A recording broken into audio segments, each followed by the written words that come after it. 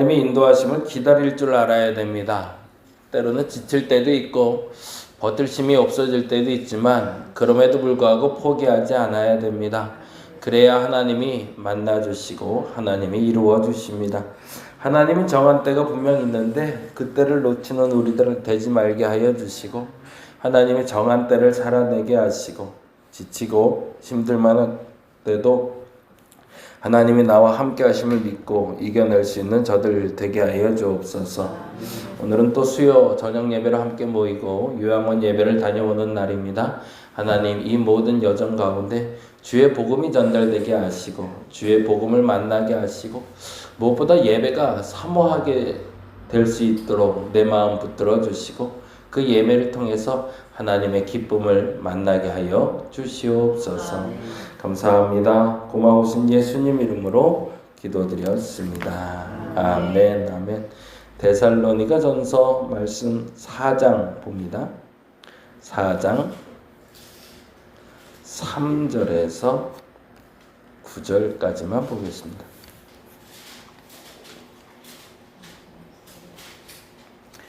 4장 3절에서 9절 4장 3절에서 9절 우리 같이 한 목소리로 읽겠습니다. 하나님의 뜻은 이것이니 너희의 거룩함이라 곧 음란을 버리고 각각 거룩함과 존귀함으로 자기의 아내에 대할 줄을 알고 하나님을 모르는 이방인과 같이 사교를 따르지 말고 이 일에 분수를 넘어서 형제를 해하지 말라. 이는 너희가 너희에게 미리 말하고 증거한 것과 같이 이 모든 일에 주께서 신원하여 주심이라. 하나님이 우리를 부르심은 부정하게 하심이 아니요 거룩하게 하심이니 그러므로 저버리는 자는 사람을 저버림이 아니요 너희에게 그의 성령을 주신 하나님을 저버림이니라. 형제 사랑에 관하여는 너희에게 쓸 것이 없음은 너희들 자신이 하나님의 가르치심을 받아 서로 사랑함이라. 아멘. 예, 4장에는 데살로니가 교인들에 대한 오해가 좀 이제 풀렸다고 생각한 사도 바울이 권면하는 얘기가 나와요. 이렇게 살아라. 그리고 이렇게 살고 있으니 끝까지 잘 살아라 라는 이야기를 크게 4가지를 하는데요. 첫 번째 그 이야기의 시작점을 이렇게 열고 있습니다. 4장 앞서 읽었던 4장 1절인데요. 1절 말씀 같이 한번 읽어볼까요? 4장 1절 그러므로 형제들아 우리가 끝으로 기호 예수 안에서 너희에게 구하고 권면하노니 너희가 마땅히 어떻게 행하며 하나님을 기쁘시게 할 수 있는지를 우리에게 배웠으니 거기다가 줄쳐놓죠. 하나님을 기쁘시게 할 수 있는지를 거기다가 줄쳐놓죠. 야, 이제는 오해도 풀렸고 너희들에게 내가 좀 부탁을 할게 라고 얘기하며 과연 어떻게 하면 하나님을 기쁘시게 할 수 있을까? 그것에 대해서 노력하고 애썼으면 좋겠다. 그러면서 하나님을 기쁘시게 하는 삶, 그 삶은 어떤 삶인가? 이렇게 표현하고 있네요. 첫 번째 앞서 읽었던 3절 말씀인데 읽어볼까요? 3절 하나님의 뜻은 이것이니 뭐래요? 너희의 거룩함이라 라고 되어 있습니다. 네, 거룩함. 근데 여기서 말하는 거룩함은 조금 다른 의도의 거룩함이에요. 그 다음 절에 이렇게 나오잖아요. 곧 음란을 버리고 라고. 당시에는 우리가 사는 지금보다는 성적으로 많이 문란할 때입니다. 그리고 특별히 그 그리스인들에게 성에 대해서는 개방적이었거든요.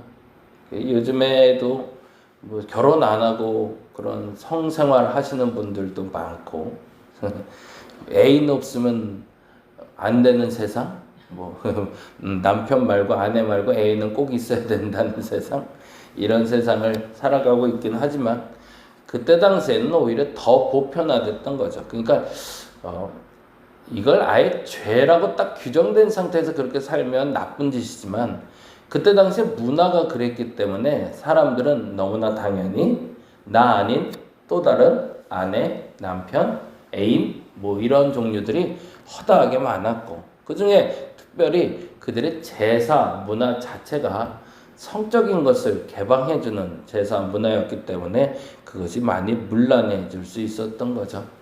근데 이제 사도 바울이 그들에게 그래서 권면하기를 하나님이 짝을 지어준 사람들과 성생활을 하는 것이 건강하다.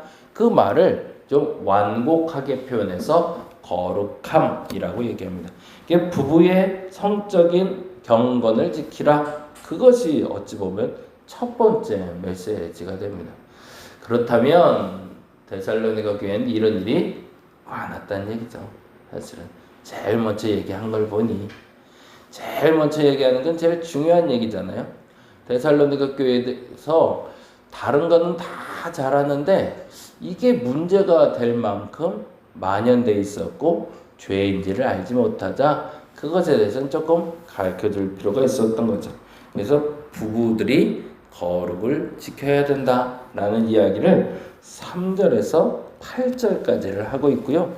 그리고 두 번째로 권면하는 얘기가 9절 말씀이 됩니다. 9절 말씀 볼까요? 9절과 10절입니다. 형제 사랑에 관하여는 이랬으면 좋겠어요.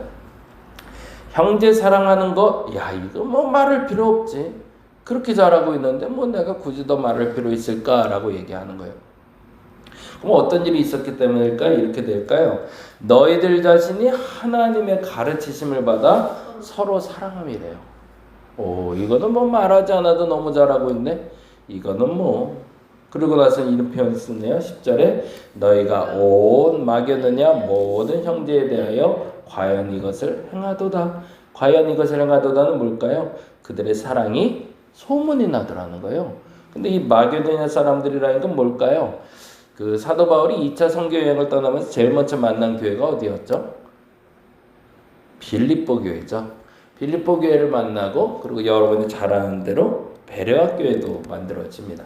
근데 이 데살로니가도 마게도냐 지역에 있었거든요. 근데 그 지역 교회에 대해서 소문이 났다는 거예요. 와, 데살로니가 교회는 사랑이 많은 교회야. 근데 심지어 그 사랑이 많은 교회뿐만 아니라 다른 교회에도 소문이 나기를 데살로니가 교회 사랑하는 거 좀 도움받아야 돼 라는 소문이 났다는 거죠. 그게 어디에 나왔었죠? 1장 7절에 나왔었죠. 1장 7절 볼까요? 1장 7절 말씀 6절 7절 같이 한번 보죠. 6절 7절 같이 읽어봅니다. 또 너희는 많은 환난 가운데서 성령의 기쁨으로 말미암아 말씀을 받아 우리와 주를 본받는 자가 되었으니 뭐래요? 그러므로 너희가 마게도냐와 아가야에 있는 모든 믿는 자의 본이 되었다라는 표현을 쓰고 있어요. 그게 지역교회의 가장 멋있는 모습이죠. 다림목교회가 그렇게 소문났으면 좋겠습니다. 이어진 교회, 말씀교회, 그리고 여기 앞에 있는 다른 어떤 교회들에게도 다림목교회처럼 사랑하고 살면 좋겠다 이런 소문 나면 좋겠는 거죠. 근데 무엇보다 가족이 그랬으면 좋겠습니다. 여러분 가정이 그렇게 소문났으면 좋겠어요. 우리 301호 아줌마 봐. 그렇게만 살면 너무 좋겠다. 208호 아줌마 봐. 그렇게 살면 너무 행복하겠네 라는 소문이 나야 정상인 거죠. 근데 더 중요한 건 그렇게 소문이 나야 정상인데 그건 내가 말할 필요도 없지 라고 말할 수 있는 성도의 가정, 그 가정 되시기를 간절히 바랍니다. 그리고 세 번째로 말하는 게 11절 12절인데요. 요건 조금 더 설명이 좀 필요해요. 세 번째 권면입니다. 첫 번째 권면은 부부 가운데 서로 경건을 지킬 줄 알아야지 라는 것. 두 번째는 형제끼리 사랑해야지. 형제끼리 사랑이라는 건 정말로 형과 동생의 이야기가 아니라 성도들을 얘기하는 거겠죠. 그리고 세 번째로 지금 말하는 것이 굉장히 조심스럽지만 분명하게 얘기하는 게 11절 12절입니다. 읽어볼까요? 또 너희에게 명한 것 같이 뭐래요? 조용히 자기 일을 하래요. 그리고 너희 손으로 일하기를 힘쓰래요. 왜 그런 일이 있었을까요? 결과가 이렇게 나오고 있었거든요. 12절 보니까요. 뭐라고 되어 있죠? 이는 외인에 대하여 단정히 행하고 또한 아무 궁핍함이 없게 함이라요. 문제가 이 두 가지였던 거죠. 외인에 대하여 단정히 행하다 할 때 이 외인은 뭘 얘기할까? 바깥 사람이 되는 거니까 믿는 사람들로 보면 뭐예요? 안 믿는 사람에게 단정치 못한 행동들이 있었다는 거죠.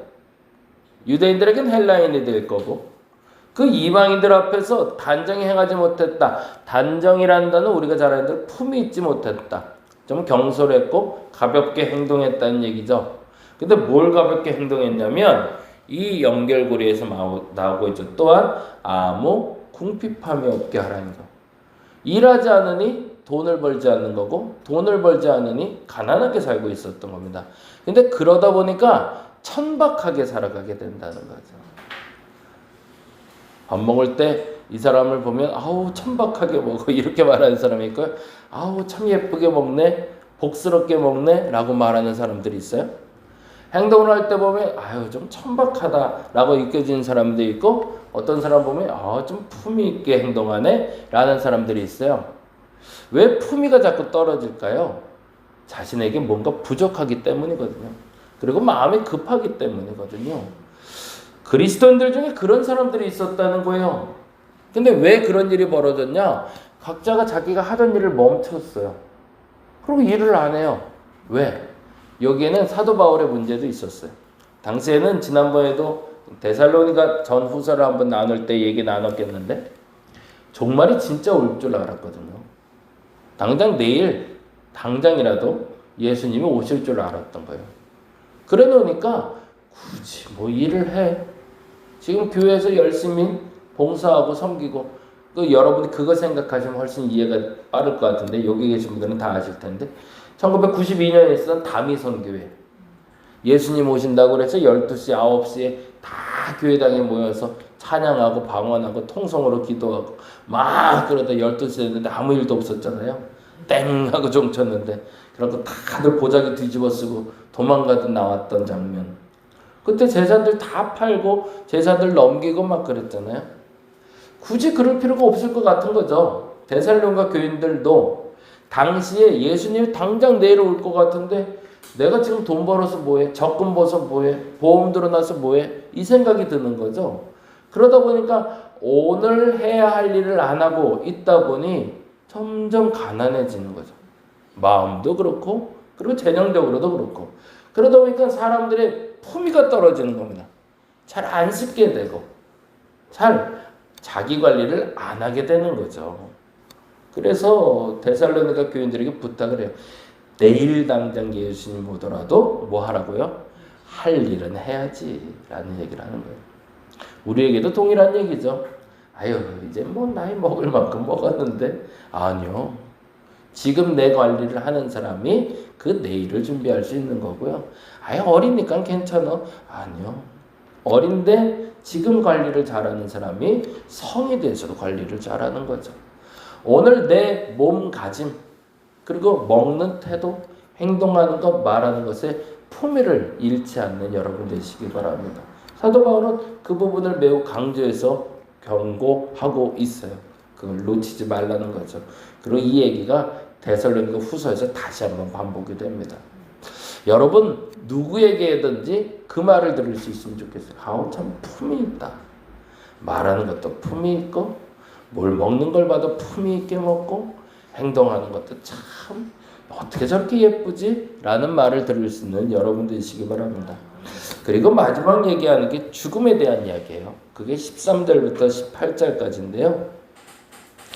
그래서 결론으로 18절에 이렇게 얘기하죠. 그러므로 이러한 말로 서로 위로하라 라고 얘기하며 이 네 가지가 너희들에게 제일 중요한 얘기니까 잘 기억했다가 서로 모르면 알려줘 라는 거예요.